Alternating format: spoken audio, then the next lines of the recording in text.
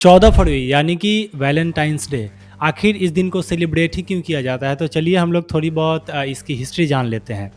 इसके लिए हमें जाना पड़ेगा 3rd सेंचुरी में। जब 3rd सेंचुरी में रोम के एक राजा हुआ करते थे उस समय, जिनका कि नाम था क्लॉडियस। एंड उस समय रोम बाद बाकी यूरोपियन कंट्रीज से लड़ाई लड़ रहा था। एंड राजा का ये मानना था उस समय कि जो भी उनके सैनिक हैं जो कि मैरिड हैं, वो अपना 100% लड़ाई में अपना समय नहीं दे पा रहे हैं या मेंटली उतने प्रिपेयर्ड नहीं हैं। एंड इस वजह से वो अपना 100% नहीं दे पा रहे हैं। एंड इस वजह से क्लॉडियस ने अपने सैनिकों की शादियां करवानी बंद कर दी। एंड या फिर शादियों को लेकर के वो काफ़ी अलर्टेड थे। एंड लोगों की शादियां बेसिकली वो नहीं होने देते थे। उसी समय रोम में ही एक क्रिश्चियन प्रीस्ट जिनका कि नाम था सेंट वैलेंटाइन, उन्होंने एक काफ़ी बेहतरीन मौका समझा। एंड इस मौके का फ़ायदा उठाते हुए सेंट वैलेंटाइन ने रोम में लोगों की शादियां करवानी शुरू कर दी, चुप चुप तरीके से। राजा को इस बात की खबर नहीं थी।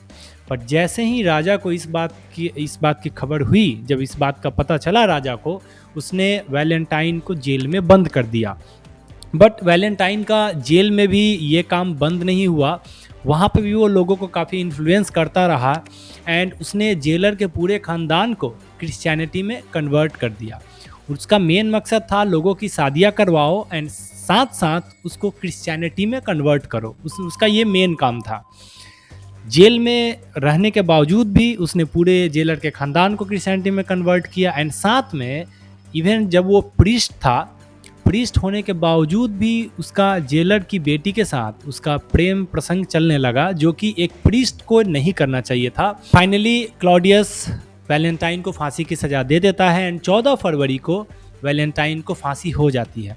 एंड जब जिस दिन उसकी फांसी थी, उस दिन उसने जेलर की बेटी को एक खत लिखा था एंड जिसमें लिखा हुआ था कि योर वैलेंटाइन।